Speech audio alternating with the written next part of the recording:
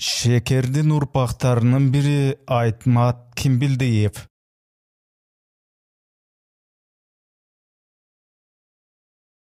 Биздин фамилиябыз чоң атабыз Айтматтан башталат. Элдин айтымында Айтмат бычканды, тиккенди билген, зер буюмдарын жасай алган, ээр чапкан, комуз, сөйкө жасаган, өтүк маасыларды тиккен уста киши болгон. Айтмат Кимбилдиев айылда биринчи болуп Zinger markasındагы тигүү машине сатып алып, кийим тиккен. Ушундан улам аны машинечи Айтмат дешкен. Келиндер тергеп аны машинечи Аке деп аташчу экен. Элдин айтымында анын мурду да кон койгон чоң болгондуктан келиндер аны чоң мурун Аке деп да тергешкен.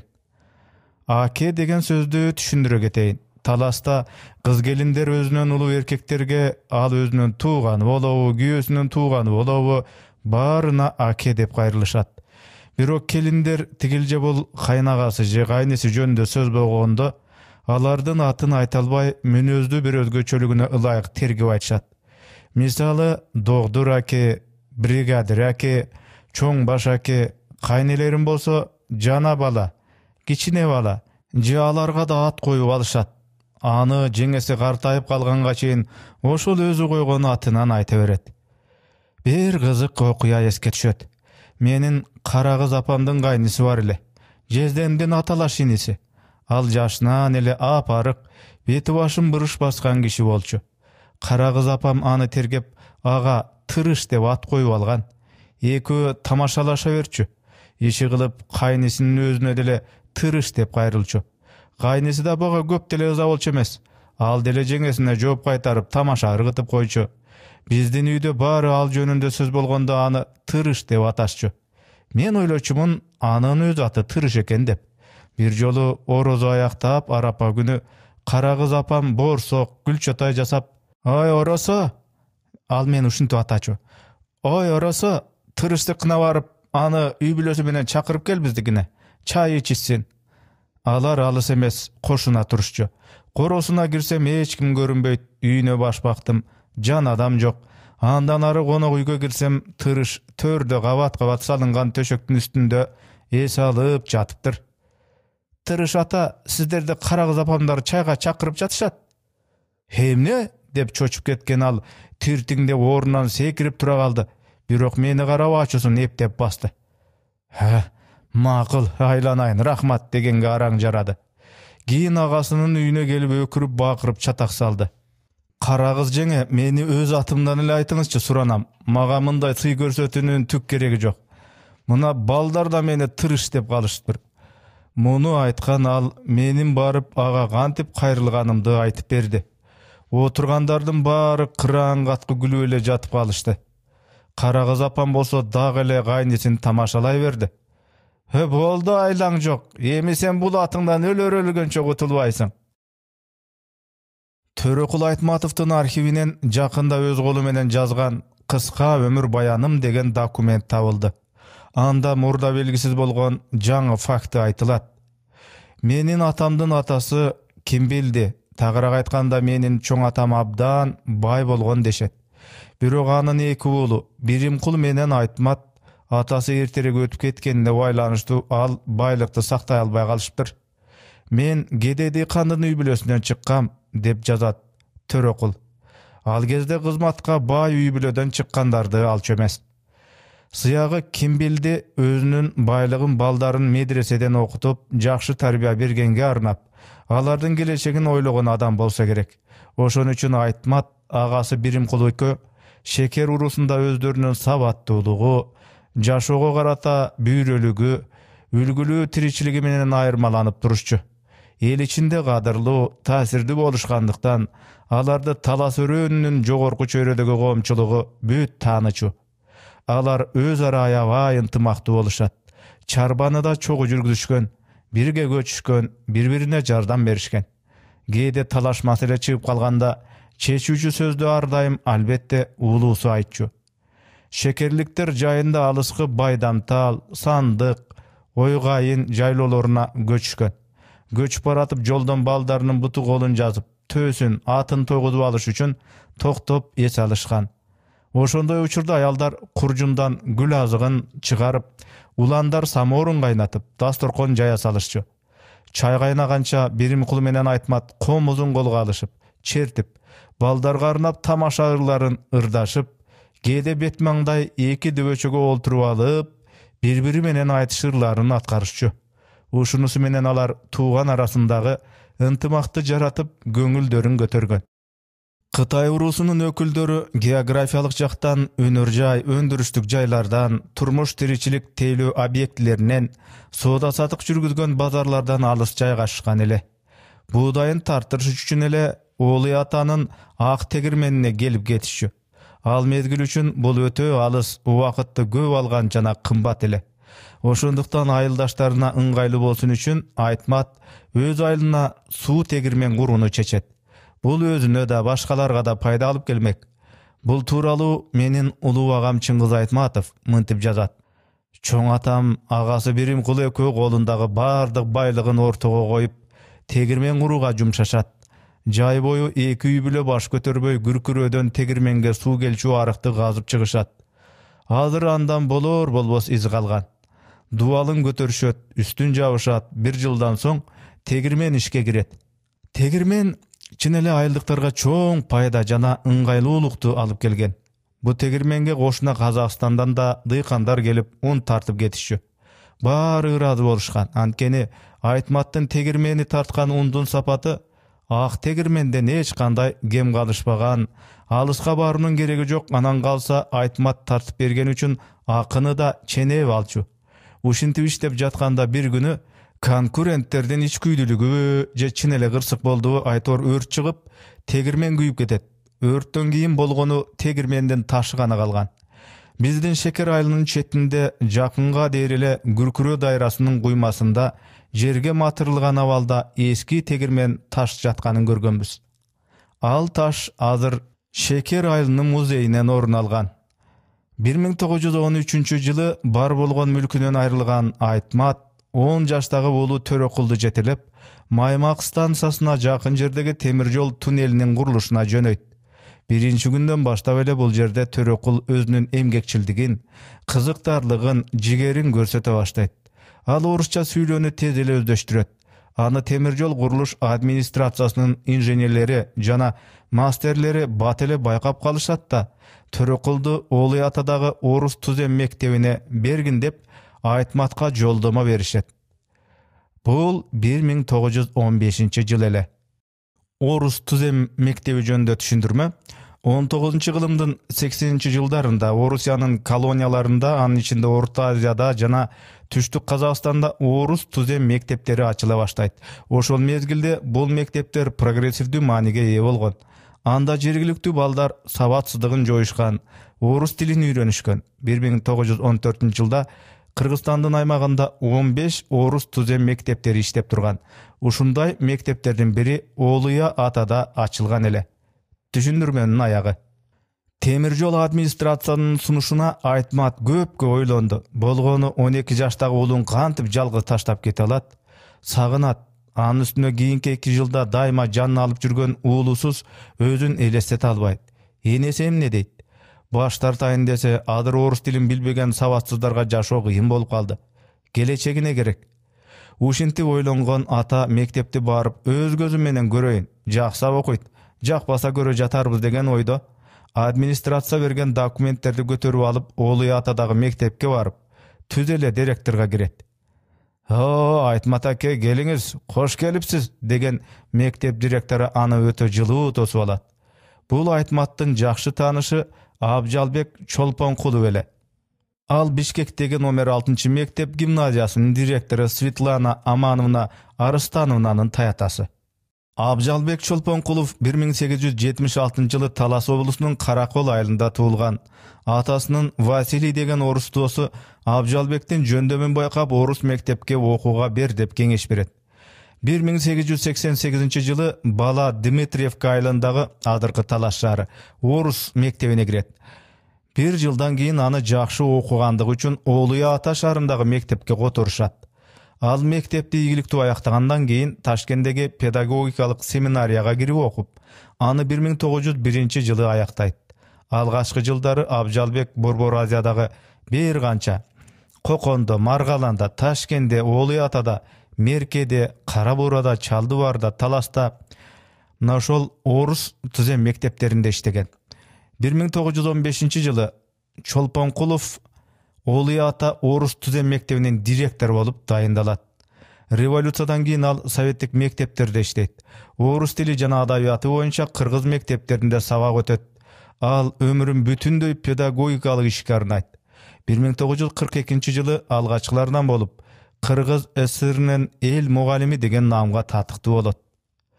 1946-жылы СССР Жогорку Советине депутаттыкка талапкерликке көрсөтүлөт. Бирок капыстан тез арада каза болуп калат.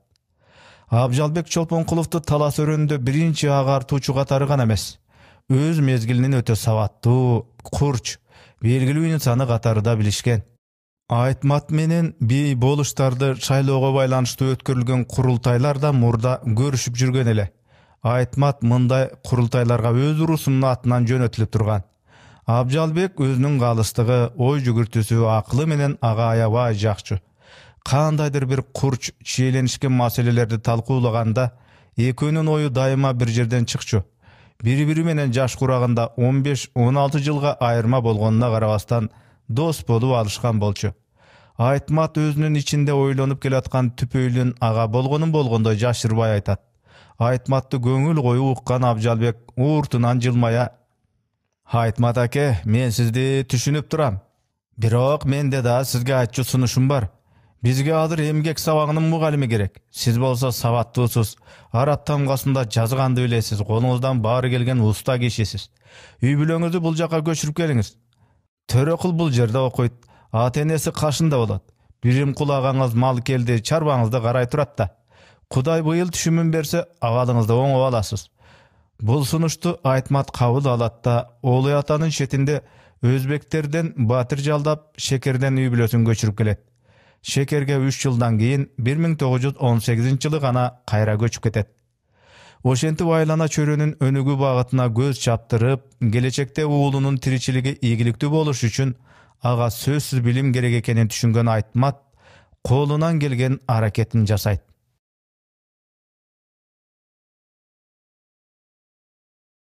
Айымкан чоң эне. Айтмат чоң атабыздын байбичеси Айымкан чоң энебиз да Кытай урусунан болгон. Бирок анын Кыйра деген бутагынан.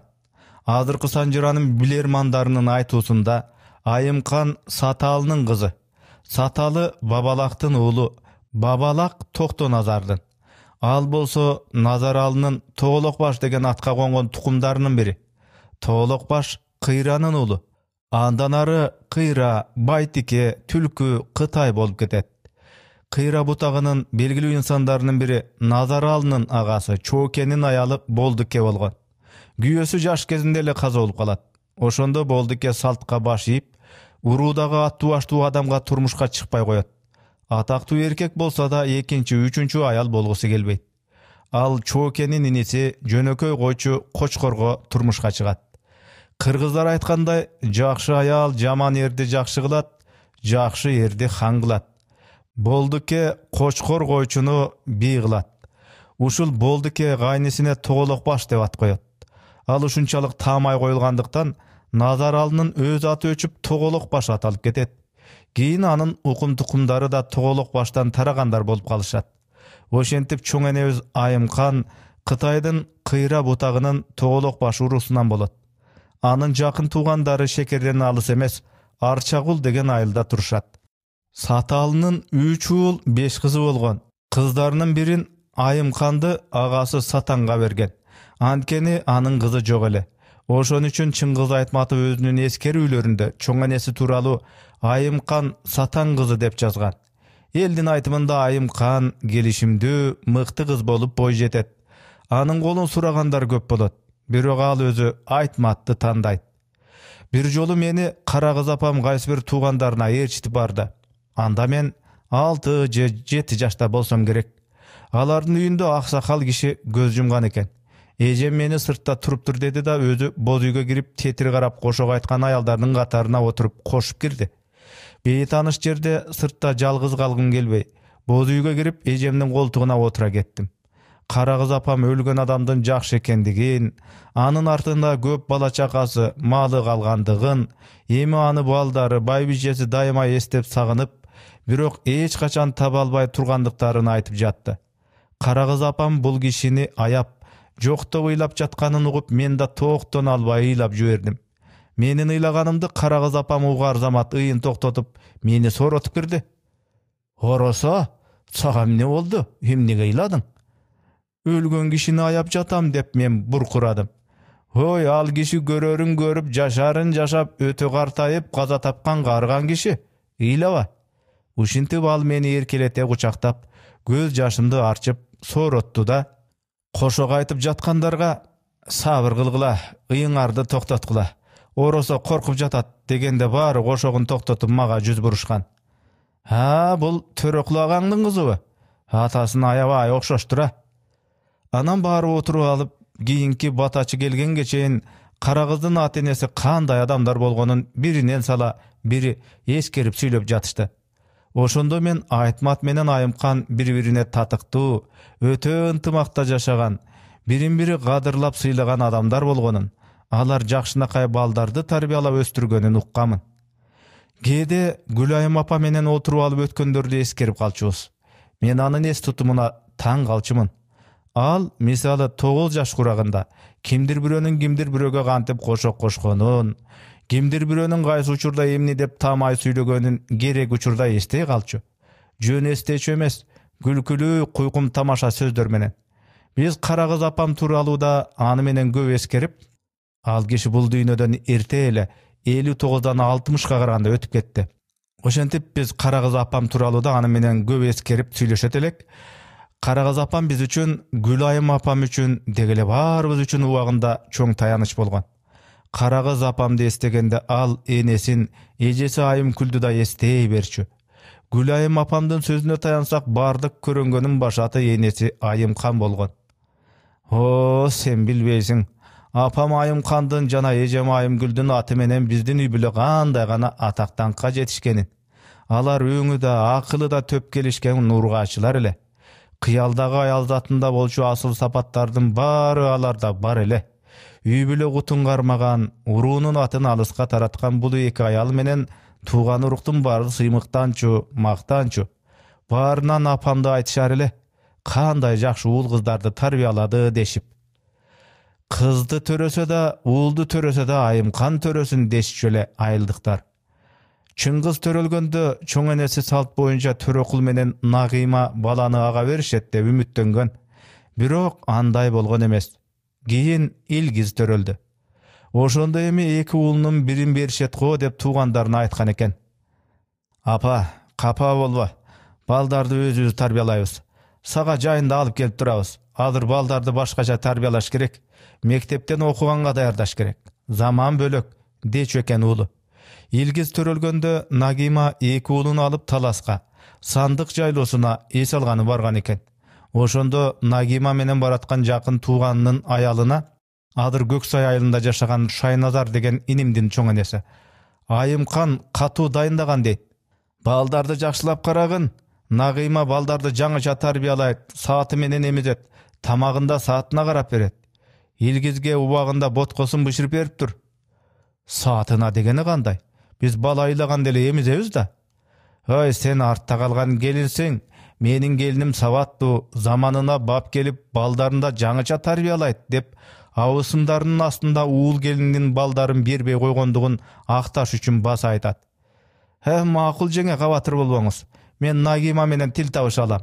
Балдарыңызды жакшылап караймын деп күлө убада берген экен. Бирок алар сандыкта болгону бир гана жума болушат. Анан Төрөкул Нагыйманы балдары менен эмне үчүндүр тезинен чакыртып алат. Чыңгыз чоңое түшкөндө жайкысын чоң энесине жиберип турушкан. Чыңгыз акемдин эскерүүсүнө караганда, ал мезгил анын өмүрүндө бактылуу учурлардын бири болгон. Шаар кийими менен айылга келген Чыңгызга чоң энеси атайы айылдын балдары кийчү ылайык кийим кечени Айымкүлгө заказ берип тиктирчү. Эсимде, бала кезде Чыңгыздын ушундай кийим менен түшкөн сүрөттөрү бар эле. Чыңгыз суусар тебетейчен күмүш кемер байланган чапаны менен түшкөн эле. Dagы bir сүрөтүндө ал жазгы кыргыз кийими менен эле.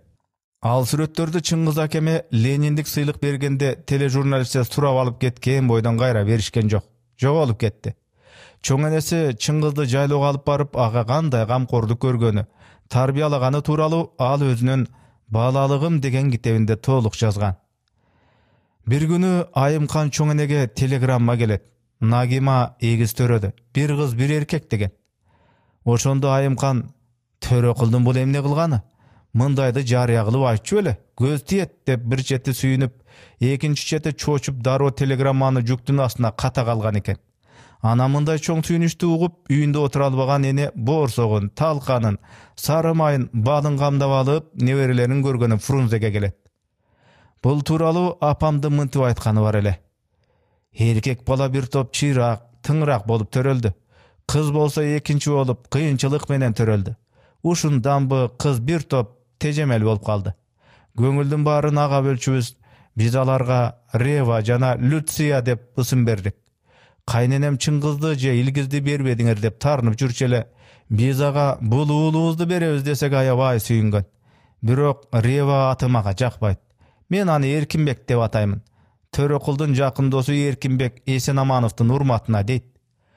Бул деле революциялык ат. Эгер силер билгиңер келсе деп ал баланын атын чын эле өзгөртүп алды.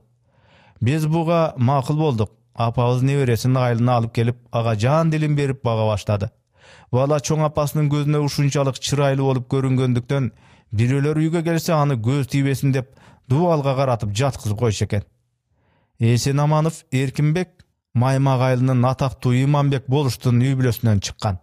Мына ошол Эсенаманов Эркинбек Төрөкулдун жакын досу. Экөө бир мезгилде Олой атадагы орус түзем мектебинен билим алышкан. Андан кийин Москвадан окушкан. Бир мезгилде эки татар курбу кызга үйлөнүшкөн. Тойлорунда бири-бирине күйөө жолдош болуп жандап турушкан. Эсенаманов 1931-33 жылдары Москвадагы Кызыл профессурада агрардык институтта окуган. Замандаштардын айтуусунда ал аябай билимдүү, таланттуу, юмор менен тамашалап сүйлөгөн чечен адам болгон. Зияш Бектенов өзүнүн эскерүүлөрүндө Калинин төрагалык кылган СССР Жогорку Советинин сессияларында Кыргызстандын делегаттарынан чыгып сүйлөгөндөрүн кыргыз тилинен орус тилине Эсенаманов которуп турган деп жазат. Кайсы бир чоң жыйналышта Москвада Эсенамановдун сүйлөгөн сөзүн уккан Сталин Кыргызстандын булбулу деп атаганын апам Нагима Айтматова айтып берген эле. Биздин атабызга окшоп ар кандай учурларда ар түрдүү мамлекеттик жана партиялык жогорку кызматтарда иштеген, Кыргызстанга белгилүү адам болгон. Анын акыркы иштеген кызматордо Кыргыз СССРнын айыл чарба министри болгон. Башкаларда эле репрессия аны да кыйгап өткөн эмес. Бала 6 айлык болуп калган учурда Эсенаманов Таласка командировкага келип калат да, Аяш апасы Айымканга учураша кетейин деп шекерге кирет. Ысымдашым Эркинбекти көрүп, шаардагы ата-энесине баланын кантип чоңоюп жатканын айта барайын деп келдим. Апа, дейт ал баланы колуна алып. Кичинекей Эркинбекти бир аз ойнотуп, эркелетип, анан чоң энесинин колуна берет. Баланын эти ысып калыптыр го, буга дары бериш керек деп кеткен экен. Эсенаманов кеткенден кийин бала 6 сааттан кийин чарчап калат. Албетте апабыз биздин алдыбызда өзүн бир топ ыңгайсыз сезип, Эсенамановдун эле көзү тийди балага, дейт актанып. Эмне кылабыз? Ал баланын тагдыры ушундай экен, деген эле апам. Жакында 2000-жылы чоң энем жөнүндө дагы бир окуяны угуп калдым. Ош шаарына командировкага келип, интурист мейманканасына жайгашкам. Келе албай жатсам эшикти бирөө каап калды. Колуна сонун гүлдесте көтөргөн бир аял келиптир. Мен бул аялды мурда бир да жолу көргөн эмесмин. Адашып келген го деп ойлодум. Бирок келген аял менин оюмду биле койгондой: "Эже, саламатсызбы? Мен сизге келдим. Көптөн бери жолуксан деп жүргөмүн. Менин атым Шайымкүл" деп шаша-буша сүйлөп жиберди. Бул аял көздөрү кыраакы, жүзү жайнаган жакшынакай адам экен. Баарынан да бирдемени ирети менен сонун кылып айтып берген өнөрү бар экен. Кечке дере иштеп, кечки учак менен учуп келгем, баарын унутуп чарчаганыма карабастан ага кулак төшөдүм. Мен өзүмдүн энемдин өтүнүчүн аткарышым керек деп баштады ал. Апам азыр жок. 4 жыл мурда көз өтүп кетти. Bul anын menden surangан akırkı ötünüş ele. Gözünün tirüsünde uşunun barın özü aytqысы kelgen ele. Emne kılabız, buyur baptır. Menin apam Toktobübü jana tayenem Marjan. Çoң tayatam Tayteli sizlerden çoң ataňar Aytmattın jakyn tuğany bolat. Tayenem Marjandy Kuşçu urusundan Adilbek degenden uuldarının birine berişet. Adilbek bolsa gaýsy bir sebepler menen jaş kezinden ele talastan ketip Kazakstandagy Oğluyata şaharynın jaka belinde turup kalat. Al jaktan kazak kızına üýlenip andan Sopubek, Mombek, Barpıbek, Muratalı, Kanatalı, Döwletalı attуу 6 balaly bolat. Sopubek adyrkıça aytkanda bazarkom bolup işleyt. Oğluyatanın bazары Ulujbek jolundan tarta Borborduk Aziyadagy eň maňylүү soda tüýünü gatary daňky çykkan. Oşonduktan Sopubektiň hyzmaty oşol учурда öte jogary bolgan. Barpıbek musulman mektebinde mugallim bolup işlegen. Al menin tayenem Marjanga üýlengen. Adilbektin baldarynyň bary teň akyldy, estүү, yntymaktуу, bir-birine garamdy, biröge jemin jegizbegen tyň boluşgan. Elde alardy Adilbektin 6 börüsü deşken. Marjan Barpıbek'e turmuşka çıkıp tektirmeşte elde anı Bakmazar dep de aytışkan. Noşol jakta turuşkan. Al şardın sırt tarafında temir joldan alыс emes ele Sayıl uçurunda al jerge çoň oorukana kurulgan. Alar özbeklerinin üýünde Batyrda jaşagan. Aytmat Orus Tüze mektebinde mugallim bolup ornaşgandan keyin ta oşol Marjan menen Barpıbek jaşagan gorodan Batyry alıp üý bilesин göçürüp kelet. Jakyn tuğandarynın süýüktүү jeňesi Aýymkandyň goşuna turup kalganyna Marjan jetini albay guwanat. Any baryny aytat. Oşol malda Marjandyn jan geyitken gaýgysy bar ele. Baldaryn töresele çarçap kalat. Uşintip жүрgön Marjandyn dağı boyuna bötöt. Jeňe boyumda bolgondo 9 ay boyu talgaktan kıynalam. Uşintip kıynalıp жүрüp töregen baldarym çarçap kalat. Murunku 3 balam töreleri menen çarçap kalышkan. A kийиnkisi 9 ay bolgonço jaşady. Anan aldagy çarçap kaldı. Uşunçalyk süýkümdi bal ele. Ata apa dep aytyp kalgan. Düýnede menin balamdan tattуу bala bolbosa gerek. Güýöm anın tuğandary bizdin baldarybyzyň joktugyna abdan narazy bolup jatышat. Mına gaýnymdyn 3 ulu çoňoýup kaldı dep öksüýt. Hiç nerse emes kız. Kuday kalasa aman esen törep alasyň. Men saga jardam berem. Kırgızlar tayeke pir deşet. Oşon üçin tayekelerden tilegi sözsüz işke aşat. Aytmat senin balaňa tayeke bolot. Törölgönünde aga kindigin kestirebis. Mınday salt bizdin elde var. Balaň aman esen çoňoýat. Maga işen, deyt. Gündörün birinde Aytmat agasынан gabar algany şekerge ketken malda geçke jok Barpıbek kelip kalat. Aýymkan jeňe üýge jürüňiz. Marjandyn tolgosy baştaldy okşoýt. Ümitimiz bir gana sizde. Jardam beriňiz. Tüm boyu Aýymkan Marjandyn janynda küýmendi. Balanın oroçulgolaryny daýardady. Jaňy satylyp alınsa da bir sıra juup çykdy. Tolgotup jatkan gelindi sözü menen gayrattandyryp töretүүgө daýardap jatdy. Oşol ele uçurda içinen şekerge ketken Aytmattyn batyrak ulgürüp kelip kalusyny tilep jatdy. Bir malda kaçan üýge gelesiň degen Törekul gelip kalat. Oşonda Aýymkan ayla tapkanda süýnüp ketet. Tököy, sen dele Marjandyn balasyna taýeke bolasyň. Ataň geçip kalsa gindigin sen kesesiň. Jok apa, men gorkom dep bala gömbeyt. He gorkpa gördüňbü? Kanday jigit bolup çoňoýup kaldyň. Anın üstüne Marjan bulurunga öte işenip atpaýby? Balası aman kalsın da, dep jatyp aran göndüröt balasyn. Bala töreleri menen Aýymkan uulun çakırdat. Törekul, bala ölbey kalsın. Kesip koy, ırımı bolsun. Uşintken Aýymkan 13-degi uulun akyryn andyrat. Bala korkup atsa da apasynyň sözün kıybay gindikti geçet. Mına azamat dese, emi bu kız ömürlü bolat. Atın Toktobübü dep koyalı. Kuday alıp ketkenin toktatıp kız uzak ömür jaşasın. Toktobübü 1916 ýyly törelgen.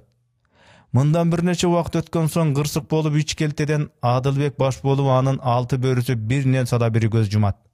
40 aşın bergenden keyin jesillerdi baldary menen talaska alyp gelişet. Salt boyunça alarga Kuşçu urusunun ökülderi bolgan tuğandary üýlenişi gerek. Marjan ölgön güýösünün tuğanına turmuşka çykkan uçurda Toktobübü 1,5 ýaşda ele. Kız akıldy, sulu bolup çoňoýa başlaýt. Kaýsy bir men özü Aýymkanга da okşop keter ele. Muny baýkagan Marjan bala gindigin esin tartat degen söz bekerinen emes dep kalçy. Toktobübü çoňoýup jatdy. Marjan şekerge ata-enesine gelgen saýyn ar daýym kızını erçitip Aýymkan jeňesine uçuraşyp geççü. Kızdy görgen Aýymkan karaçy, kanday gana çyraýly kız bolup baratat. Karap ele tura turgan, göz tibesin. Hudaý ömürün bersin dep galçy. Çoň rahmat. Uşul kızımdın barına şükür. Jarygym menin. Görse urgaçynyň jöndemi törep goýup eles eken. Baldardy aman esen asrap baguda turbaýby. Hazırkı güýömden boýuma bitpej jatat. Toktobübü sulu kız bolup boýga jetdi. Göz artkandar, golun suragandar göbeýdi. Bul 1931-nji je 1932-nji ýylдар bolsa gerek. Gündörüň birinde Marjan Toktobübü menen şekerge gelip, adatynça aýyldan Aýymkan jeňesine girişet.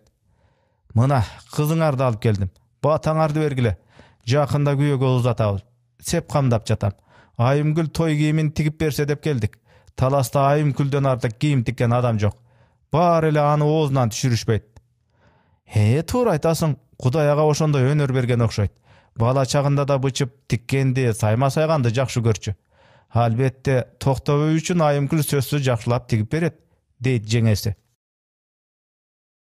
Toktobübünün tagdyry da oňoý bolgan jok. Birinçi güýösü soguşdan gaýtpay galat. Anan salt boýunça güýösüniň tugandarynyň biri aga üýlenet. Al Jogorky Geňeşden el öküldürjiniň birinçi spikeri Altay Börübaýewterden jakyn tugany bolgan. Altaýdyn atasy Asylkan Börübaýew belgili talantly jurnalist, aýrykça jaşlardyn tagdyryna gaýdyger garabagan merimdүү kişili. Menin adam boluşuma Asylkan Börübaýewdiň salymy çoň. Eger almaga materialdykda, moraldykda jardam berbegende menin tagdyrym kanday bolaryn elestete albaýym. Idaýym jatkan jeri jaýly bolsun degen Şaýymkül meni ertesi gonokka çakyrdy. Hudaý jalgap güýöm jakşı adam bolup çykdy. Baldarybız çoňoýdy, nebere gördük, mına goro jaýybız. Talasda iki erkek bir tuganım bar. Apam maga tez-tez gelip turçu. Biz menen de jaşady, birok o çoğum dep Talasdagy üýün gana esepdeçü.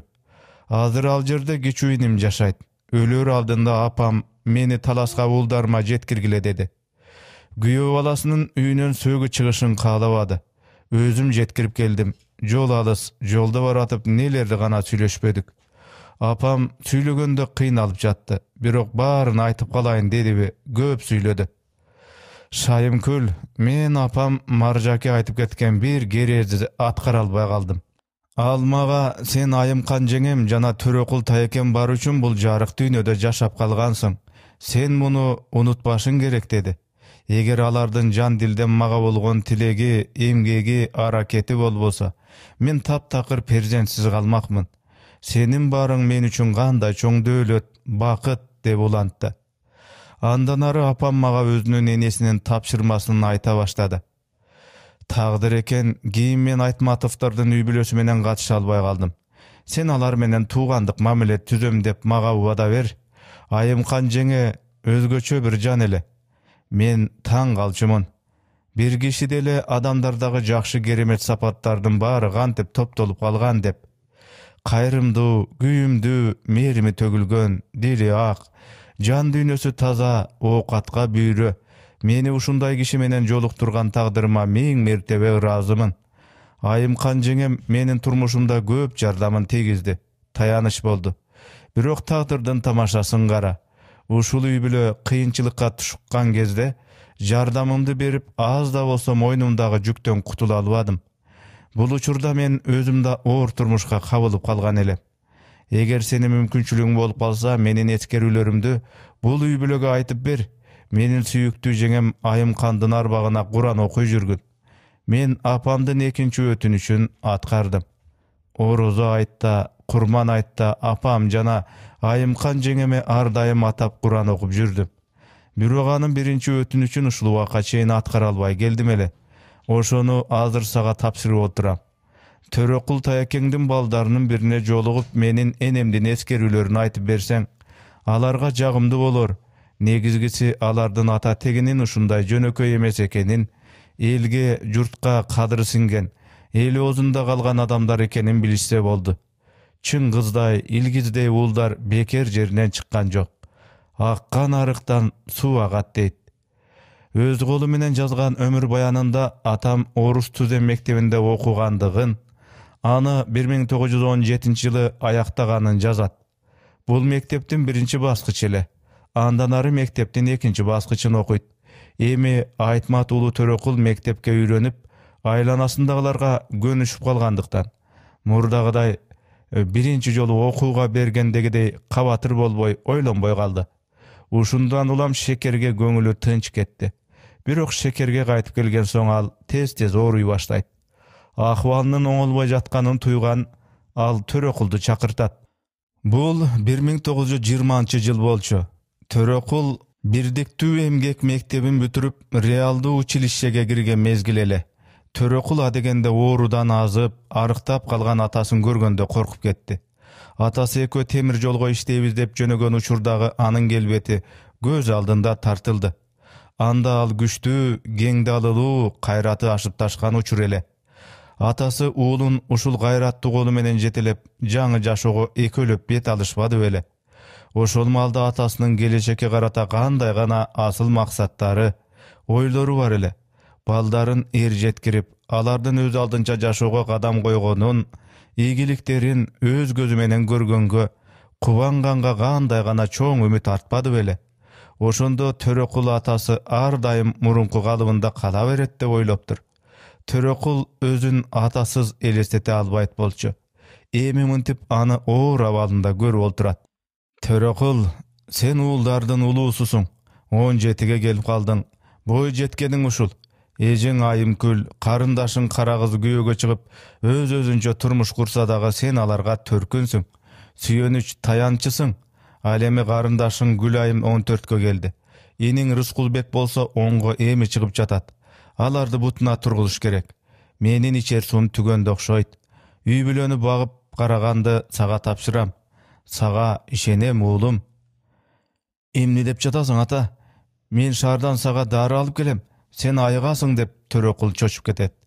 Анан жергиликтүү дарыгер Айбаш молдого барып атасына жардам берүүсүн сурайт. Мен сенин атаңды сага чейин эле карап тургам. Дарылагамын. Бирок атаңдын оорусу өтүшүп кеткен. Азыр жардам бере албайбыз, деди молдо. Айтмат өлөр алдында Төрөкулга мындай дейт. Мени көмгөнгө туугандардын баарын чакыр. Тегирменди өрттөгөнгө жардам бергендерин да чакыр. Аларды Кудай соттосун. Сен болсо кечирип кой. Деги туугандардын эл ичинин ынтымактуу болгону жакшы го. Эл ичинде жамандык жакшылыкта туугандар жонун бириктирет деген бекер айтылбаса керек. Араздашып жүргөндөр мындайда элдешип калышы мүмкүн. Анан бул сөзүн төмөнкү ырсаптары менен бекемдейт. Өзөн тал өстүрсө керек болбойбу? Тууганыңдын жаманы өлгөндө керек болбойбу? Айтмат 1920-жылы дүйнөдөн кайтат. Ошентип Айымкан жаш эле кезинде 38-39 жаш кураганда жесир калат. Айымкан өзүнүн келишимдүү сырткы турпаты, акыл эстүүлүгү, иш билгилиги менен коомдук адыр-баркы жогору болгон аялдардын бири эле.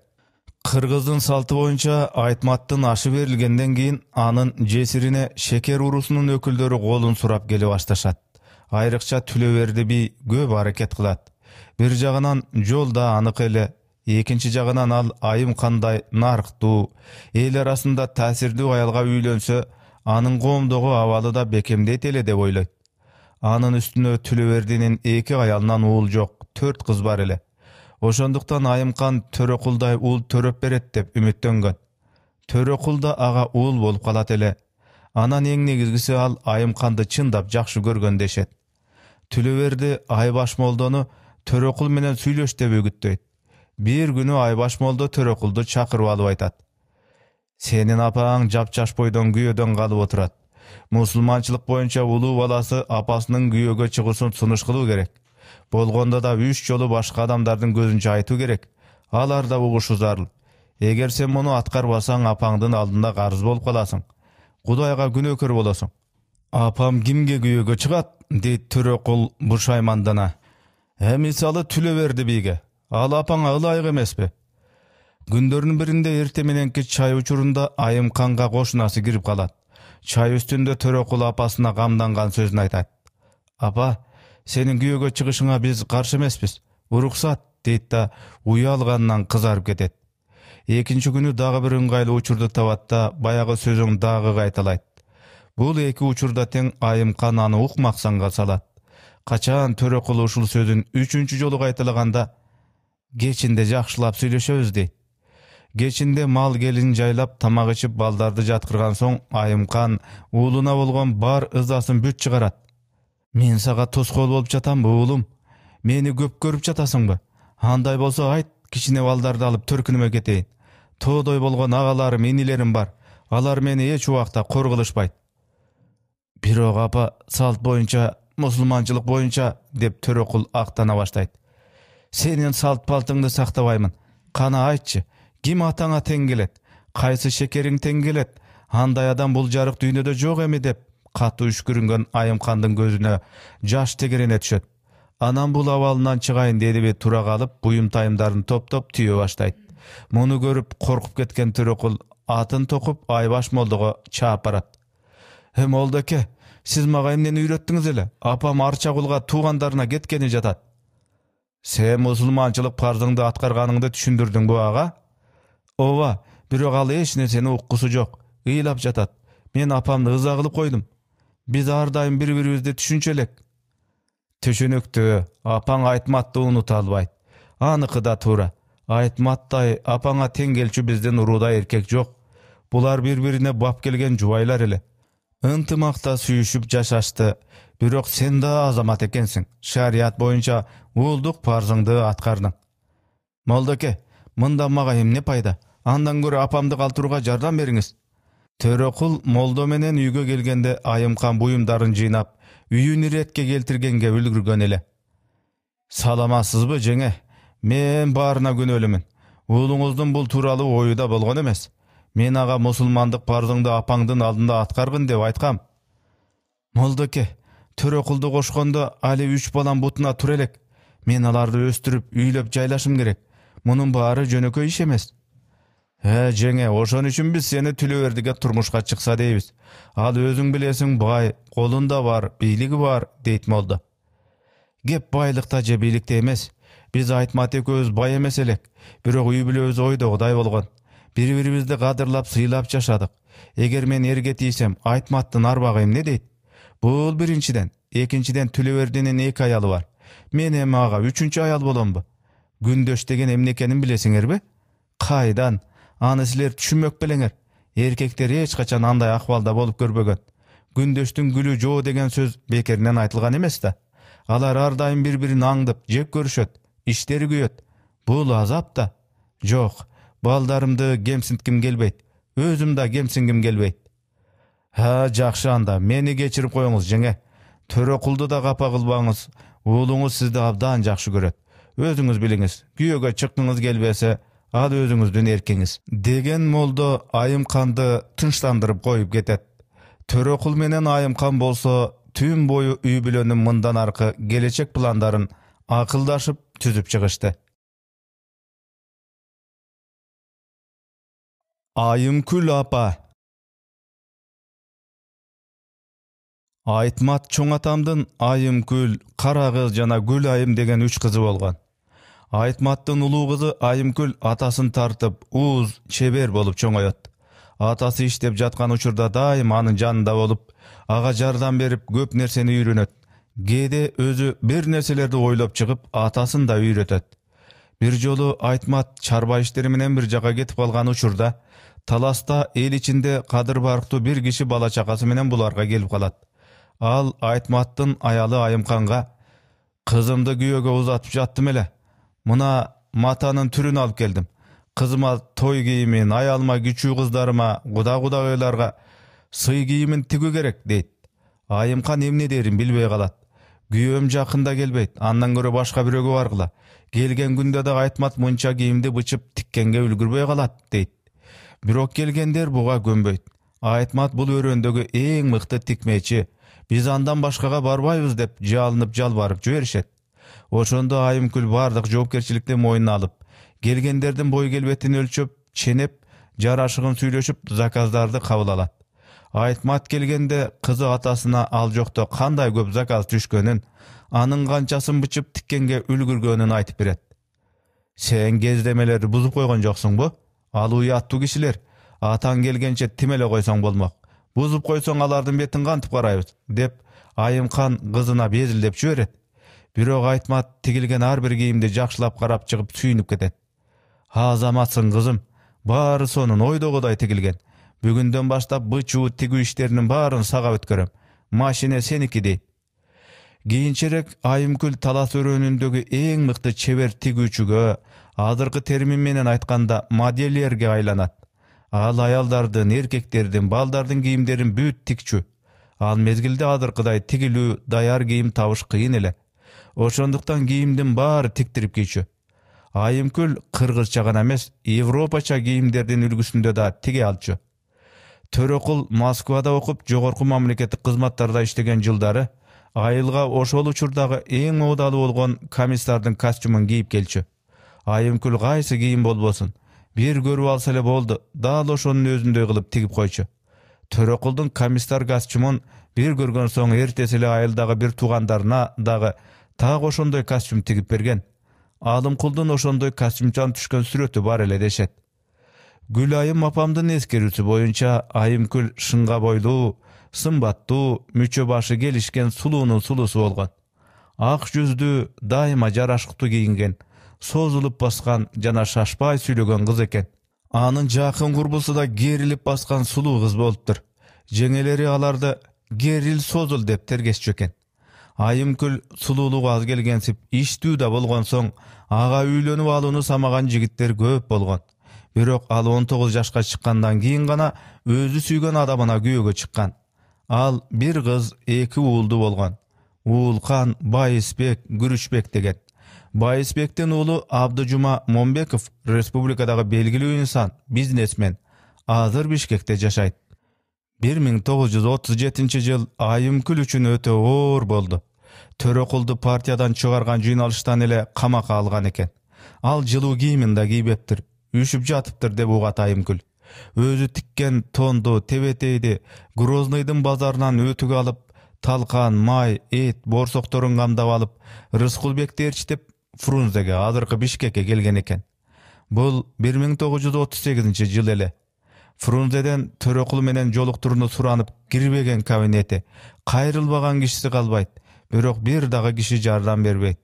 Мүмкүн ал 8 ноябрдан кийин келген чыгар. Жүрөгү сезип инисин издеп бардыбы? Ким билет? Ошону менен төрөкулга жолуга албай, кечки поездге түшүп кайра Маймакты көздөй жөнөйт. Вагонго киргенде купедеги орунга жатып сураган экен.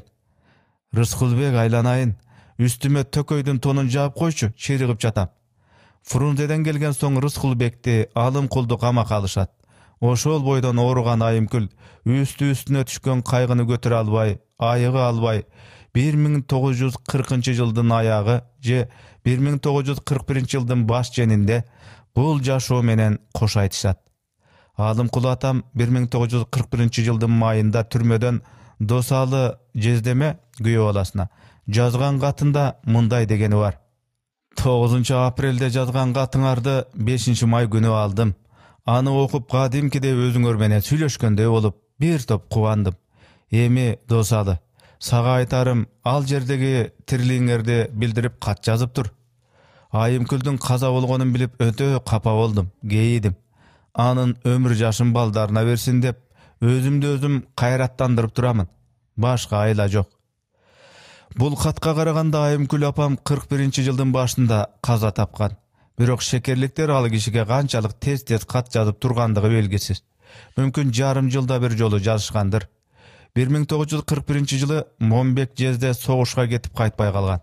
Бирок согушка кетеринде Момбек жезде үйлөнгөн экен. Демек, анда Айымкүл апамдын ашын берип анан үйлөнсө, анда ал 39 жылдын аягында же 40 жылдын башында каза болгон. Ошентип Айымкүл апанын жана Момбек жезденин 3 баласы тоголок жетим калышат. Айымкүл 40 жашка чыгып чыкпай о дүйнө сапар тартты. Бирок ушул күнгө чейин ал жөнүндө эл арасында акылдуу, өз ишинин устат эле деген эң жакшы пикирлер калды. Мен үчүн болсо ал атамды абдан жакшы көргөн, aga жан дили менен берилген эжеси катары оюмда калды. Кара кыз апа жана досалы жезде. Кара кыз төрөлгөндө бети көзү капкара, кашы менен кирпиги да капкара болуп төгүлүп турган. Калы болгондуктан анын атын Анаркүл деп коюшкан. Бир топ убакыттан кийин үйгө Биримкул ата келип калат. Ал киргенде эле Айтматты 40 жылкылуу болушу менен астейдил куттуктайт. 40 жылкы деген да бекеринен эмес эле. Кыздар бой жетип күйөөгө берерде Куда тарап ага калың катары 40 жылкы беришин тилек кылган. Кызды ап келгиле көрөйүн дейт. 7 жашар Айымкүл наристени этияттап көтөрүп чуң атасына алып келет. Ал салт боюнча Айымкүлгө көрүндүк катары алаканда толтура теңге салып коет. Буга кошумча дагы күзүндө торпок берем дейт. Баланы колуна алган Биримкул аны эркелете карап: бул капкара кыз турбайбы?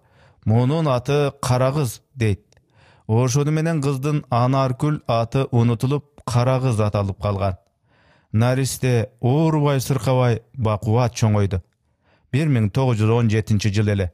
Айтматтын үй бүлөсү Шекерде турчу. Өзү болсо Олуя атада мектепте иштеп, Төрөкулду окутуп жүргөн. Кара кыз анда 13кө келип калган. Буудай өңдүү бетине капкара каштары, төгүлгөн кирпиктери, нур чачып турган, акылдуу көздөрү келишип, 16га бөлүп өргөн кундуздай узун чачтары бой жеткен сайын кыздын сулуулугун ого-бетер арттырып, ал маалда кыздарды күйөөгө эрте беришкен. Кыздарды тебетей менен уруп көрүшкөн дешет. Эгер кыз кулап кетпесе, болду күйөөгө бере беришкен. Айтмат даргөйү кең, салт саналарды деле өзгөчө карманган киши болгон эмес. Улуу кызы Айымкүлдү 19 жашында күйөөгө берген. Анан калса Айымкүл күйөөнү өзү тандаган.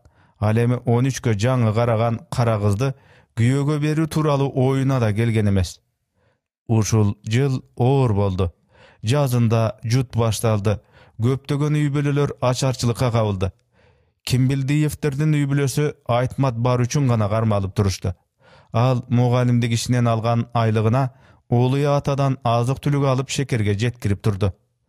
Кошуна Көксай айылында Миңбай аттуу бай жашаган эле. Ал ошол маалда 45-50 үйлөрдө болсо керек. Сакал муруттуу, толук болгон. Ал мезгилде 40 жаштагы эркектерди да ак сакал аташкан. Миңбайдын 2 аялы болгон, бирок перзенттүү болгон эмес. Кара кыз сулууну көргөндөн кийин Миңбайга бүлүк түшөт. Ал Айтматтын кызын булгурагында бербестигине көзү жетет. Дегеле Айтмат өзүнүн боорукерлиги, жоопкерчиликтүүлүгү жана адилеттүүлүгү менен уруу ичинде башкалардан айырмаланып турган. Ошондуктан анын бир тууганы Биримкул аркылуу акырын сүйлөшүү баштайт.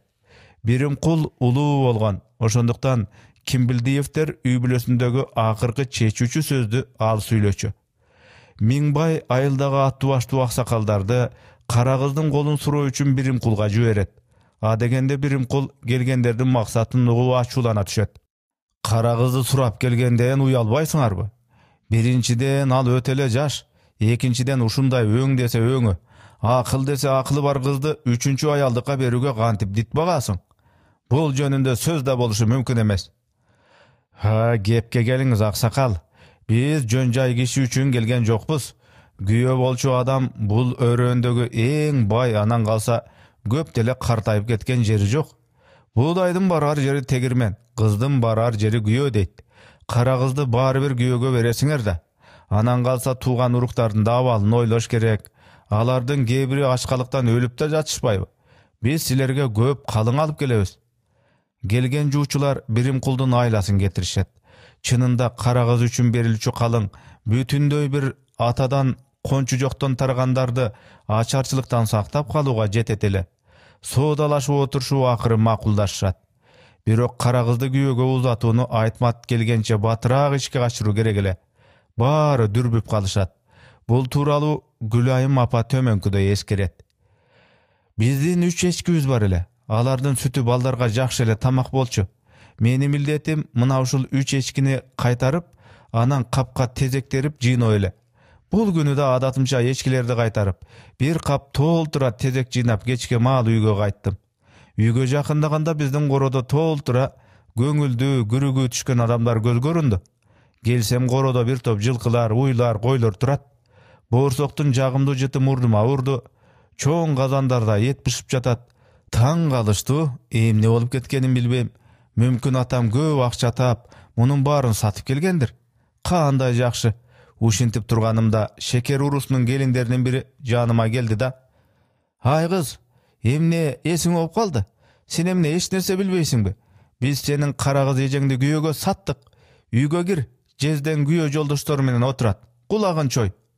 Салт боюнча колуктунун сиңдиси жездесинин кулагын чоет.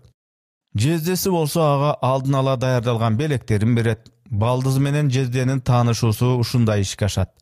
Мен үйгө кирип, картайган курактагы бир топ эркектерди көрдүм. Аларга жеңелерим урмат сый менен чай сунуп жатышыптыр. Алардын бири мени көрөр замат отургандарга жаркылдап тааныштырып кирди. "Мына урматтуу күйөө бала, сенин бир тууган балдызың келди." Анам мага кайрылып: "Кичине кыз, таанышып ал. Бул сенин жездең. Жакыныраак отургунда кулагын чой." Күйөө бала узун сакал, муруттуу, эткел, бакубат киши экен. Достору болсо андан да картаң. Бул картаң киши го" деп ызадан жаным кашая кыйкырып жибердим. Миңбайдын жанында отуруп жатып, муну уккан Миңбай мени катуу чымчып алды. "Эмнеге мени чымчыйсыз?" дедим да бөлмөдөн чыгып кетүүгө туруп жөнөдүм. Жеңелерим менин бул кылыгым үчүн өздөрүн аябай жаман сезип, бири артымдан кошо чыкты да: "Кыз бала да сендей болобу? Картаң экенсиң деп неге айтасың? Чымчып алганында жарыя кылбай эле койбойсуңбу? Алар бизге марттык менен кандай гана белектерди алып келишти. Сенин да белек алышыңды каалаганбыз." "Мага анын белегинин кереги жок" дедим да кара кызга сепкеде арналып жасалган боз үйгө кирип кеттим. Кара кызды узатуу аземи чоң майрамга айланды. Дүр-дүйүм тамак, ырлар, жаштардын оюну, айтышуу, алты бакан селкинчек баары болду. Түн бир окумда аксакалдар жаңы үйлөнүп жаткандарга батасын берип, үйлөрүнө тарай башташты. Таң атканча кыздын себин жолго даярдап, таңып, узатууга кам көрүш үчүн аялдар калышты. Анткени эртеси түшкө дейре кызды себи менен узатыш керек болчу. Андан тышкары биринчи нике түнүндө бүгүн колуктунун үйүндө өткөрүүнү чечишти. Колуктуну да даярдоо керек. Баарын тең айтмат келгенче бүтүрүүгө жан талашып жатышты. Мен кечке эшикти кайтарып, тезектерип чарчагангабы, же апам менен кара кыздын кайгысын көрүп капалангангабы, мунун баарын күтпөй эле уктап кетиптирмин. Биз апам, кара кыз эжем болуп үчөөбүз чогуу жатчубуз. Бүгүн болсо биз апам экөөбүз гана жатып калдык. Бир малда чочуп ойгонуп кетсем, кара кыз келип, апам экөөбүздү эки жака түртүп, ортобузга жатканы жатыптыр. Көзүнүн жашы көл, калчылдап алган, ал апамды кучактап алып, жалбарып жатат. "Апа, күйөөгө тийгим келбейт. Мен андан коркуп жатам. Жардам бер, мени алып калчы. Мен сени менен уктагым келет. Мен аны менен жатпаймын, коркуп жатам, апа." Апам аны кантип сороторун билбей айласы кетти. Ал ошол маалда өз кызын коргой да албайт эле. Аксакалдардын чечими чечим. Алар болгону 13 жаштагы кызын атасы курду, өмүрү тааныбаган кишиге берүүсү тууралуу кара кыздын энесинин макулдугун сурап да коюшкан эмес. Ургачынын тагдыры ушул кызым. Күйөөгө тийиш керек. Эне балам не кылар айласын таппай кучакташып алып боздо ыйлашты. Көрсө нике төшөгү салынып, Миңбай күтүп аткан боз үйгө жеңелер кара кызды ыйлаткан бойдон сүйрөп киришкен. Кызды күчтөп төшөккө жаткырышат да өз милдетин аткарган катары "Эми колуктуңду эмне кыларды өзүң билесиң" дешет. Бул үчүн Миңбай алардын алаканына бир кочуш теңге салып берет. Ыраазы болгон келиндер эс алганы кетишет. Бирок кара кыз кандайдыр бир айласын таап, Миңбайдын кучагынан сурулуп, боз үйдөн качып чыккан. Миңбай аны кайра дагы алып келишет деп күтүп бир топ жатат. Бирок кыз келбейт. Бул деген шерменделик. Эгер мен бүгүн өз колуктума өзүм ээ боло албасам, эл журт эмне дейт? Бул жарабай калган экен деген атка конам. Эмне кылсам экен деп ой баскан Миңбай боз үйдөн чыгат да кызы менен энесинин ыйлап жатканын угат. Анан келиндер уктап жаткан боз үйгө келип кыйкырат. "Эй жеңелер, кызды энеси өз төшөгүнө алып кетип калды. Азыр алып келгиле. Жеңкетай алганды билесиңер. А кызыңарды төшөккө жаткырып бергенге алыңар келбейт.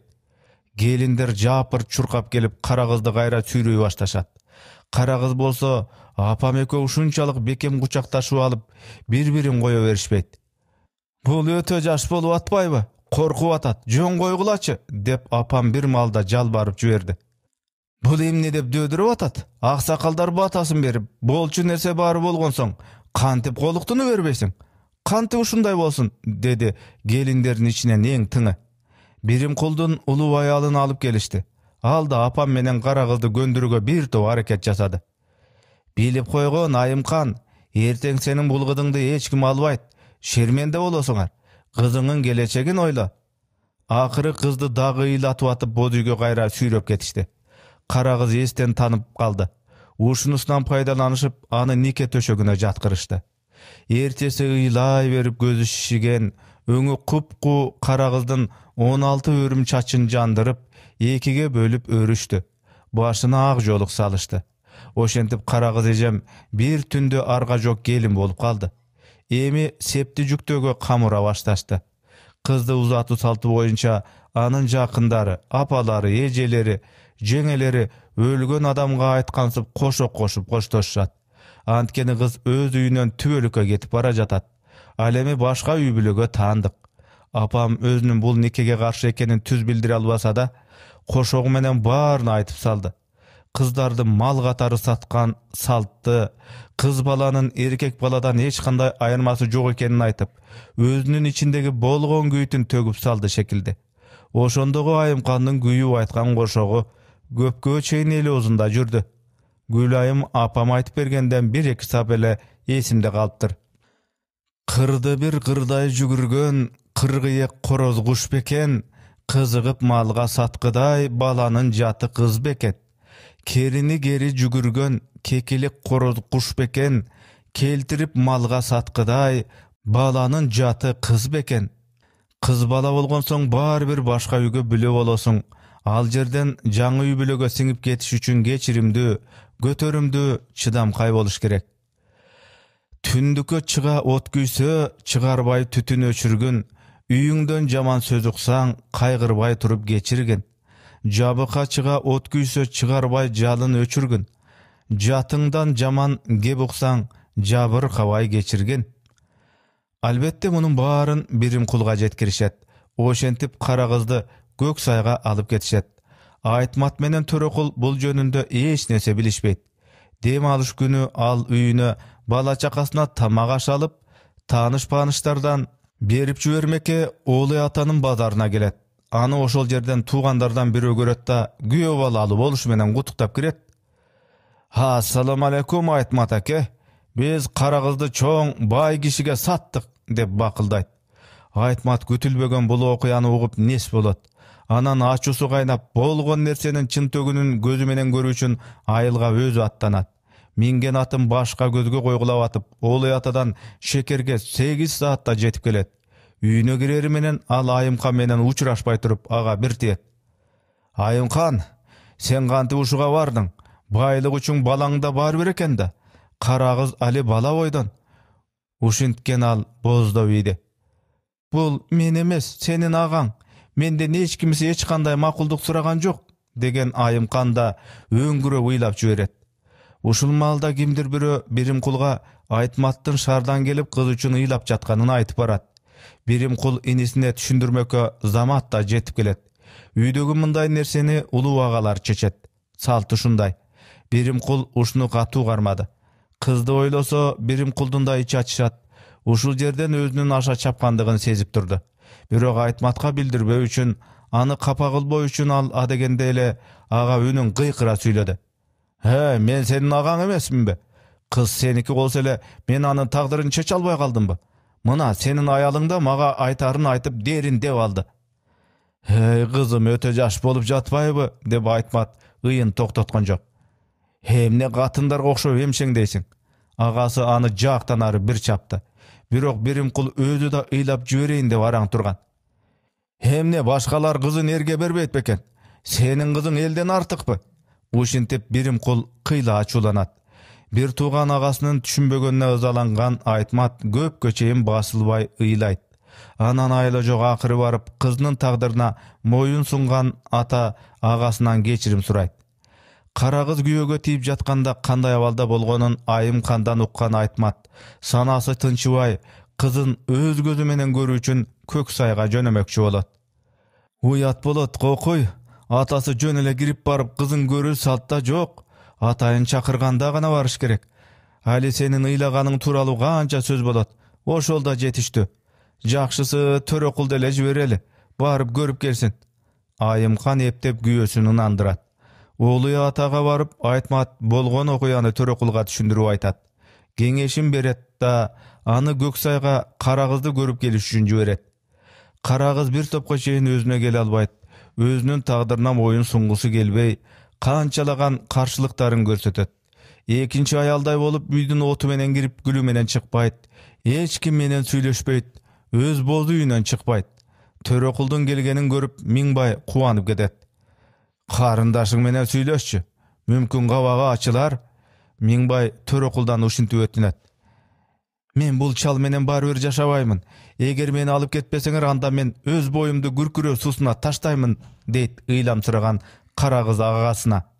15 жаштагы Төрөкул карындашын кантип жубатууну билбейт. Бирок аны адыр алып кетүүгө болбосун да түшүнөт. Бул анын кийинки жашоосуна залакасын тийгизет. Эрден ажырашкан келинге ким үйлөнөт? Үйлөнсө да картаңдар, калың бере албаган кембагалдар үйлөнөт. Миңбай берген калыңды кантип кайтарышат? Төрөкул өзү менен кошо алып келген казак тилинде жазылган китепти Александр Сергеевич Пушкиндин жомокторун окуп, аны карындашына кыргызча айтып берет. Кара кызга баарынан да балыкчы жана балык жөнүндөгү жомок жагат. Анын өң келбети жанданып, түшүнбөгөн жерлерин сурап, кемпирдин кылык жоругуна жан дилден күлүп, көңүлү көтөрүлөт. Буга ыраазы болгон Миңбай Төрөкулга жакшы ат мингизип узатат.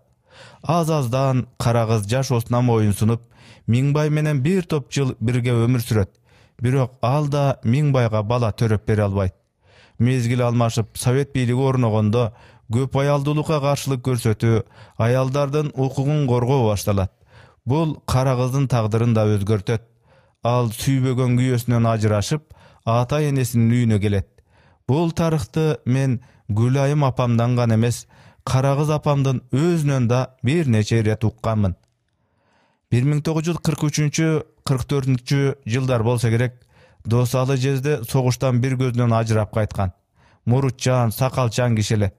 7 жаштагы мага бул 50-55 курактагы киши өтө эле картаң көрүнгөн. Кара кыз апам өзүнүн тагдырын мага жомоктой кылып айтып бере берчү. Ушундай күндөрдүн биринде мен ага кайра суроо узаткам. Эмне үчүн сен бир чалдан ажырап, экинчи чалга тиесиң? Болгондо да бир көзү жокко. Кара кыз апам бул суроону угуп аябай күлдү да мындай деди. Мен Досалы жездеңе турмушка чыкканда ал сулуу, жаш болчу. Биз бири-бирибизди жакшы көрчүбүз. Карачы боюн, жаш чагында келишимдүү, узун бойлуу, муруттары чыйралган жигит эле. Ал азыр деле жакшынакай. Сен бекер айтасың. Бир көзүнүн жоктугу бул согуштун кесепети, деп үшкүрүп алды апам. 1988 жылы Шекер айлы Чыңгыз Төрөкуловичтин 60 жылдыгын белгиледи. Ал эл алдында чыгып сүйлөп жатып, кара кыз апабыздын күйөөсү Досалы жездени сыймык менен эскерди. Досалы жезде биздин оор турмушта ата ордуна ата, ага ордуна ага болгон. Жезделердин баары ушул кишидей болсо гана атаганат. Мен 5 жашымдан берки көргөндөрүмдү эстей алам. 1941 жылы согуш башталды. Биз район борбору Кировкада жашачубуз. Жаз чыгып калган кез эле. Досалы жездем районго Мергендер союзуна отчет бергени келген болуш керек. Кара кыз оросону ала кел деди. Жай чыкканча жайлоодо сүт ичип эс алсын деген ал мени өңөрүп алып кетти. Шекер тарапка жол тарттык. Атка миндим деп сүйүнүп келатам. Кара сууга келгенде ат токтоп башын ылдый салып суу иче баштады. Аттын суу ичкенин карайм деп жатып, кантип жерден шыпырылып кеткенимди билбейм. Мен сууга түшүп калдым. Коркконумдан кыйкырып ыйлап жибердим. Жездем аттан түшпөй эле эңкейип мени колу менен тартып суудан чыгарып алды. Шекерге келгенде кийимим суу бойдон болсо керек. Кара кыз апам баланын кийимин которуш керек эле. Эми суук тийсе эмне болот деп жатты. Досалы жездемдин анча чоң эмес чарбасы бар эле. Кара кыз апам күнүгө уй, кой, эчки сайт, алардын сүттөрүн аралаштырып казан толтура сүт бышырат. Анан сыр кесеге сүт куюп берет. Мени кыргызча түшүнбөйт десе керек. Оросо, мөлөкө ич деп сүткө нанды майда турап мага кашык менен ичирет. Ошондон калган болуш керек, ушу күнгө чейин ысык сүткө нан турап жегенди жакшы көрөм. Кийин 1942-1949 жылдары биз Покровка районунун Жийди айылына көчүп кеткенде да кара кыз апам жездем экөө келип кетип турушту. Согуш жылдары Чыңгыз Шекерде иштегендиктен кара кыз апамдыкында турду. Жайдын күнү каникулда кээде эжем Люся экөөбүздү, кээде мени жалгыз сөзсүз Шекерге кара кыз апамдыкына жеткизишер эле. Люся эжем эскергендей, Досалы жездем мергендикти кесип кылган. Ошого жан дили менен берилген киши эле. Мылтыгына асынып, атына минип, 2-3 тайганын ээрчитип ууга чыгып кетүүчү. Кайтып үйгө жакындаганда, кара кыз, Жапарбек, Люся, Оросо деп кыйкырып, баарыбызды атыбыздан чакырып, анан атынан түшчү. Биз баарыбыз кубанып, жабыла чуркабаны тосуп алчубуз. Ал болсо атынан секирип түшүп алып келген олжолорун, түлкүнү, коёндорду, карышкырды, сурду четинен көрсөтө баштачу. Күндөрдүн биринде уудан келаткан жездем алыстан эле: "О, Оросо! Ой, Оросо! Мен сага эликтин чаарчыгын алып келдим" деп кыйкырып келди. Энесин карышкыр жеп кеткенби, чаарчык элеңдеп жалгыз коркуп титиреп турган экен. Жездем аны куржундун көзүнө салып алып келиптир. Мени сүйүнгөнүмдү айтпа. Атын Бембе деп койдум. Ошондо Бембе деген трофей фильм Покровканын клубунда көрсөтүлгөн. Бембени жаш баладай кылып көтөрүп жүрдүм. Үйдүн ичине мештин аркасына мен ага атайын үй жасадым. Азыркы ата-эне баласына ушундай эркиндик берет болду экен. Же үйдү чаңытып жибердиң деп Бембени эшикке чыгарып салат беле. Курчактын туш кезин тарттым, болгон коз буюмдарды койдум. Көк чөптөн жулуп келип астына төшөйм, дарактардын көк бутактарын сындырып келип, алардан анын үйүнө дубал жасайм. Менин мындай аракеттеримди Бемби баалаган деле жок. Бирок мен ага көңүл бурган жокмун. Анткени бул окуянын өзү мени ушунчалык ээликтирип, фантазиямды күчөттү. Бемби үчүн жүгөрүнүн арасы чытырман токой эле. Айылды аралап өткөн Иманбек арык болсо чоң дарыя эле. Мен аны токойго чыгарып, дарыяны жээктетип, кантер экен деп байкап көрдүм. Бир сөз менен айтканда, Бемби мен үчүн ушунчалык сонун оюнчук болду. Кийинчерээк ал мага көнүп калды. Мен кайда барсам ээрчи турган болду. Каникул бүтүп үйгө кете турган болгондо, Бембени үйгө алып кетем деп катуу турдум. Бирок кандайдыр себептерди айтышып, араң алып калышты. Үйгө келгенде апам менен Люсяга Бембинин көздөрүнүн сулуулугун, кирпиктеринин узундугун, анын сезгичтигин жана акылдуулугун, ал кандай секиргенин, чуркаганын көрсөтүп берип, айтып түгөтө албай жаттым. Бул окуя менин балалыгымдын эстен кеткис бактылуу учурларынын бири болгон. Кийинки жылкы каникулду чыдамсыздык менен күтүп, кайра кара кыз апамдыкына 1 жылдан кийин келсем, Бемби жок. Бемби кайда десем, жүгөрүнүн арасына чыгып кетип жок болуп кетти. Же бирөө уурдап алса керек, же ал тоого качып кетсе керек дешти. Эмнеге карабадыңар деп абдан кейдим, ыйлап далдым. Кийин чоңоюп, күйөөгө чыккандан кийин айылга келгенде уктум. Колхозго келген текшерүүчүгө тартуу кылып бериш үчүн чоңдор Бембини сурап алышыптыр. Кийин өзүм эне, анан чоң эне болгонумда балдарыма, неберелериме ар дайым тажабай айтып берген жомогум, алардын жакшы көрүп укканы ушул Бемби элик тууралуу уламыш болчу. Бирок менин жомогумда ал тоого качып кетип, бир туугандарын таап алып бактылуу болгон. Досалы жездемдин баштан өткөргөн ар кандай окуялары менин балдарыма айтып берген жомокторумдун башаты болуп жүрдү. Кийин ошол жомоктордун бири Кыргыз Тусу гезитине жарыяланды. Ал Досалы мерген деп аталат.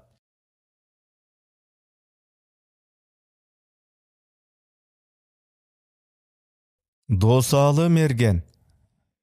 Жомок. Илгери Совет бийлиги жаңы орношо баштаганда талас өрөөндө жашынан эле аты элге кеңири тараган Досалы деген көзгө тар мерген болгон. Ал кезде мергендер элдин арасында өтө кадырлуу эле.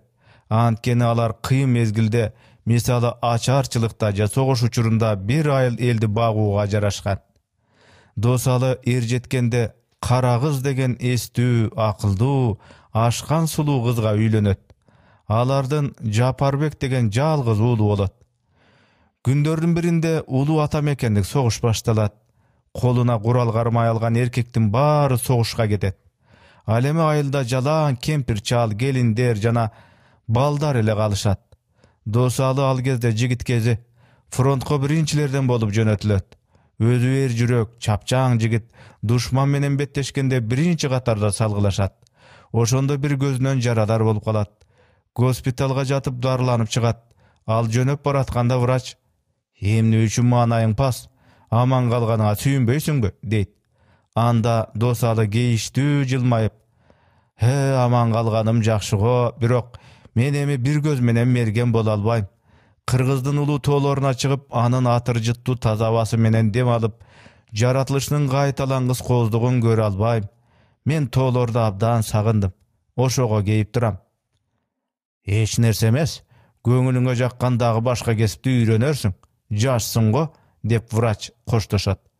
Досалы үйүнө кайтып келсе, айылдын абалы начар, элдин колунда эгин жок, мал кырылып бүтөйүн деп калган. Ачарчылык, жугуштуу оорулар күчөп, айрыкча жаш балдар чекесинен кырылып жатыптыр. Эмне кылуу керек?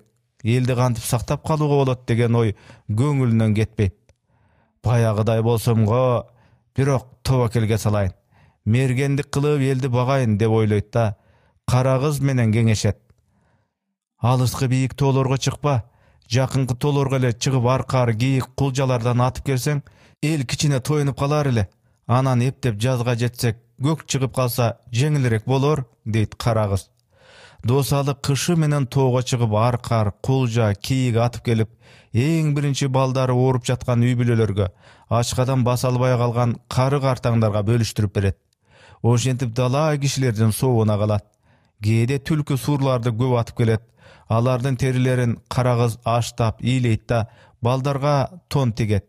Карларга жака жасап берип, кыштын сугунан көп кишилерди сактап калат. Согуш аяктап, биздин эл жеңишке ээ болот. Турмуш оңоло баштайт. Күндөрдүн биринде Досалы кара кызга кайрылып: "Биздин уулубуз чоңоюп калды. Мен мүмкүнчүлүгүм барда Жапарбекке мергендикти үйрөтөйүн. Эртең тоого чыгабыз", деди. "Туура кыласың. Жапарбектин досунда ээрчитип алгыла. Балдарды үйрөткөнүң жакшы го", деп кара кыз гүл азык даярдап куржунга салып берет. Үчөө атка минип, бирде мылтык асынып, тайгандарды ээрчитип, таң азанда тоого Кууганды деген дарыяны көздөй жөнөп кетишет. Бешимченде мергендер Куугандынын төрүндөгү Кызыл бел деген аскага жетип, анын этегиндеги үңкүргө токтошот. Ал үңкүргө Досалы нечен жолу кышында да түнөгөн. "Бул үңкүргө үчөөбүз батабызбы?" "Үчөөбүз эмес, 5 киши деле батат. Сырттан кичине көрүнүп жатпайбы? Ичине кирсең кенен." Аттарды тушап коюп, балдар как арчадан жыйнап келишет да от жагышат. Досалы фронттон ала келген казанчасын дайыма ууга чыкканда ала жүрчү. Балдар казанчага суу кайнатышат. Кара кыз салып берген жупканы сындырып, кайнаган сууга эзип, анан сары май, сүзмө кошушат. "Ох, мен мындай даамдуу тамак ичкен эмесмин, ата", дейт Жапарбек. "Чын эле кадимки таластын май күлчө атайындай болот турбайбы? Укмуш даамдуу экен", деп Жапарбектин досу дагы тамшанат. "Ооба, бул илгерки кыргыздар көчкөн кезде колдонуп жүргөн гүл азыктын бир түрү да". Анан узак жол жүрүп чарчаган балдар отурган жеринде уктап баратканын көрүп, Досалы тезинен тердик менен көрпөчөлөрдү астына салып, баштарына эрлерди коюп, балдарды жаткызып коет. Өзү болсо идиш аякты жууп, куржунга салып коет да көпкө оттун жанында отурат. Асманды караса, абанын тазалыгы, тунуктугу ушунча жылдыздар чоң-чоң даана көрүнүп жатты. Үңкүрдүн жанындагы булактан шылдырап суунун акканы, анда-санда куштардын үнү угулуп жатты. Эрте туруп көнгөн Досалы таңга маал ойгонуп, балдарды караса таттуу уйкуда жатышыптыр. "Кой, балдар уктай берсин. Мен аңгыча Кызыл белден кийик атып келейин", деп ойлойт да, 4 эле ок алып, эң жакшы тайганын ээрчитип өргө чыгат. Кийик көрүнбөйт. Эмне болгон? Бу малда кийиктер оттоп жүрүш керек эле, деп ойлоп, дүрбө салса, аскалардын арасында бир жаныбар мышыктай болуп жай басып баратат. А дегенде сүлөөсүн экен деп ойлойт. Аңгыча тайганда байкап калып үрүп кирет. Баягы жаныбар заматта секирип чокуга чыгат. Ох, чиркин ай секиргенин. Анын эки көзү тайганда, ал эми Досалы болсо чоң таштын далдасына бекинип дүрбү салып, баягы жаныбар сүлөөсүн эмейле Илбирс экенин көрөт. Тайган асканы айланып токтобой үрүп жатат. Илбирс болсо чокуга отуруп алып, гүрүлдөп куйругун ташка тарс-тарс чапканда, таш жарылганда үн чыгат. О, Кудай сактай көр. Илбирс абдан жогору жакта, улуу тоодо жашачу эле. Ошол тоолорго нечен чыкканмын, эми мындай жаныбарды көрбөйм деп ойлочу элем. Эмнеликтен келип калды экен? Бир жаныбарды кууп Кызыл Белге келип калдыбы? Деп Досалы ойлонгончо, Илбирс тайганды көздөй секирет. Бирок тайган ыкчамдык кылып, бошонуп чыгып кетет. Анда Илбирс кайра чокуга секирип чыгат. Ох, секиргенин карачы. Жараткан экен да Алла ушундай жаныбарды. Кыймылы жай көрүнгөнү менен тактыгы, сулуулугу укмуштай, деп Досалы суктана карайт да, эмне үчүн Илбирс бул жерге келип калганын эми түшүнөт. Ачка окшойт. Жаз чыкканда буларга оокат боло турган көпчүлүк жаныбарлар төмөн жакка көк издеп кетишет. Бул эми мени согоё бербейт. Атып өлтүрүп кутулбасам башка айла жок. Болбосо акырын кетип калар элем. Мындай сейрек учуроочу жаныбарды өлтүрбөсөм жакшы болор эле. Бирок айла жок, деп ойлойт Досалы, баягы эле таштын далдасында жатып. Анан далдааланып туруп бир атат. Өтө толкунданганданбы же корккондонбу ок тийбей калат. Акырын Илбирс тайганга алаксып жатканда, таштан ташка жүгүрүп, жанагы жерден жакыныраак жаткан таштын далдасына бекинип алып дагы бир атат. Дагы тийбейт. Жакыныраак барып дагы бир атат. Бирок ок дагы тийбейт. Эми бир эле оо калат. Досалы тобокелге салып, таштан ташка жүгүрүп отуруп Илбирске жакын барат да акыркы огун атат. Ок Илбирстин көзүнө тийиптир. Ал жатып калат. Досалы Илбирс өлгөн экен деп жүгүрүп барып аны басып калат. Ошондо Илбирс акыркы күчүн жыйнап бир силкинген экен, Досалы бир топ жерге учуп барып түшүп, эсоп жатып калыптыр. Аңгыча тайган келип, Илбирс менен алышып калат. Досалы эс учуна келген соң караса, Илбирс кыймылсыз жатып калыптыр. Мерген аны көтөрүп түшүп, атка артып үңкүргө келет. Балдар ойгонушуп, булактан суу алып, кечеги жерге чай кайнатып жатышкан экен. Алар Илбирсти көрүшүп таң калышат. Бир коркуп, бирде атасынын эрдигине сыймыктанган Жапарбек, акыркы огу тийбей калса эмне болмок деп ойлонот. Эч нерседен коркпа. Бул жакшы белги. Силер биринчи жолу ууга чыкканда мындай жаныбарды атып алуу бул жакшы жышан. Демек силер эр жүрөк жигит болосуңар. Жашоодо жолуңардан жолуккан бөгөттөрдү ар качан жеңе аласыңар, деп Досалы уулунун көңүлүн жайгарды. Согуштан жаралар болуп келгенден кийин тылда элин колдон келишинче багып жүргөн мезгилде күтүлбөгөн жерден биринчи жолу чыныгы мергендиктин кумарына батып, Илбирсти атып алганы, анан дагы коркунучтуу абалда калса да, чегинбей тобокелге салып, жеңүүчү болуп чыкканы, ошондуктан Досалы үчүн бул эң бактылуу күн эле. Жомоктун аягы.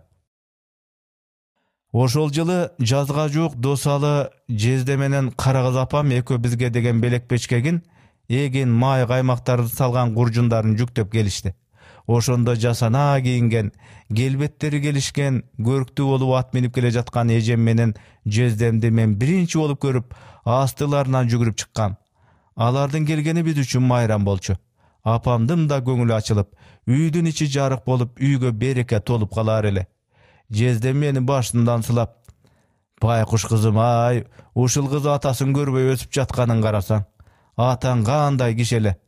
Бала атанын да, эненин да мээримин тең көрүшү керек. Апам кайынсиңдиси экөө акырын угузбай, Төрөкул жөнүндө уккан билгендерин бири-бирине айтып, сүйлөшүп отурушту. Бир кезде Жездем таарына түштү. Жеңе, кара кыз айтабы десем айтпайт. Мен бир укмуштай атактуу иш жасадым. Бул өзү айтканга бар, алганга жок нерсе. Кечирип кой. Айтайын деп отуруп башка сөзгө түшүп кетпедимби? Айтып бер кокуй. Ал эмне болгон иш? Деп апам жана биз баарыбыз кулак төшөп калдык. Кара кыз апам айта баштады. Ал толук айтпай калган жерин Жездем өзү кошумчалап, тактап илбирсте атканын айтып жатты. Абдан адам сыймыктана турган окуя болгон экен. Чыны менен эле досал айткандай, бул айтканга бар, алганга жок нерсе экен, деп апам аны мактап койду. Эжем менен жездем балабыз жалгыз деп Чыңгыз менен Илгизге Жапарбекти жакын кылып тарбиялашты. Балдар эмгекке үйрөнсүн деп жезден бир жолу Чыңгыз, Илгиз жана Жапарбекти картошка үйгөнгө жарыштырат.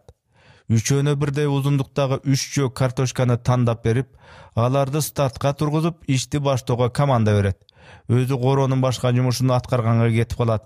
Чыңгыз менен Жапарбек нарыдан бери картошканы үймүш болуп, ото чөбүн өлтүрбөй эле көмүп коюшуп, иш бүттү деп, Чыңгыз колуна китебин алып окуп, Жапарбек комузун алып, жаңы бир обонду үйрөнүп отуруп алышат. Илгиз болсо ото чөптөрдүн баарын өлтүрүп, жерин жумшартып, тыкандык менен картошканы төптөйт. Ошентип ал артта калып, тапшырманы көптөн кийин бүтүрөт. Анан жездем келип текшерип, тигилердин халтурасын ачып көрсөтөт да, төмөндөгүдөй жыйынтык чыгарат. Силер үчөңөрдөн бир гана Илгиз чыныгы большевик боло алат. Ар кайсы мезгилдин өзүнүн асыл нарктуулуктары болот эмеспи? Чыңгыз менен Жапарбекти кайра иштетип, берген тапшырмасын аягына чыгартты. Жездем бу балдар чоңойгондо үчөөнө тең алымсындыгы деп ойлойм. Ошондо эле булардын ар кимисинин жөндөмү көрүнүп турган. Кийин бири жазуучу, бири искусствонун адамы, үчүнчүсү тоогендеринин касиеттерин казып изилдеген окумуштуу болуп чыкты. Жапарбек аке өңдү түстүү, атасына окшош бойлуу, сымбаттуу жигит болуп чоңойду. Искусствого шыктуу эле, комуз чертер эле. Сөзүн да өзү жазып, оонун да өзү чыгарып, укмуш сонун үн менен ырлачу эле. Фрунзеге келип сынактан өтүп, опера жана балет театрында артист болуп иштеди. Москвага консерваторияга окууга жиберген кезде ата-энесин жалгыз таштап кете албай, кайра айылга келип Шекердеги маданият үйүн башкарып жүрдү. Жапарбек акенин келинчеги Зина опера театрынын ырчысы. Ошол экөө Шекерде элдик театрды уюштурушкан. Алардын койгон оюндары эл арасында абдан популярдуу болуп, Шекердин элдик театрынын атагы бүтүн республикага дүркүрөп чыгып турган мезгил болгон. Кийин Советтер Союзу ыдыраганда ал иштер өзүнөн өзү токтоп калды. Жапарбек аке кийин колхоздун профсоюз уюмунун төрагасы болуп жүрүп пенсияга чыкты. Бирок дагы эле коомдук иштерге жигердүү аралашат. Айылда аксакалдар кеңешинин төрагасы. Бир нече ырлар жыйнактарын чыгарды. Жапарбек акемдин 12 баласы, 27 небереси, 17 чөбүрөсү бар. Кудайдын кулагы сүйүнсүн. Карагыз апам менен Досалы жездемдин артында калган бала чакасынын баары билимдүү, эмгекчил, эл астында жүздөрү жарык, ар кимиси өз эмгеги менен күн көргөн, ыйманын таза сактаган адамдар. Өз ара абдан ынтымактуу, бирине бири күйүмдүү бир туугандар. Карагыз апам менен Досалы жездемдин бала чакаларынын ар бири менен сыймыктанса болот. Жапарбек акем менен Зина жеңем болсо айылдын кадырман карыялары. Алар Карагыз апам менен Досалы жезденин куттуу очогунун отун өчүрбөй, татыктуу улап жатышат. Шекерге барганыбызда биринчи кезекте ушул үйгө киребиз. Ал короодо биз 1937-38 жылдары жашаган үй бузулуп калган. Бирок Карагыз апам менен Досалы жездем андан кийин көп жылдар бирге турган. Алардын жыты синген, элестери түөлүк калган эски үй дагы эле ордунда. Бизде барсак эжем менен жездемдин ордун баскан, дал ошолорго окшогон жакшы адамдар тосуп алышат.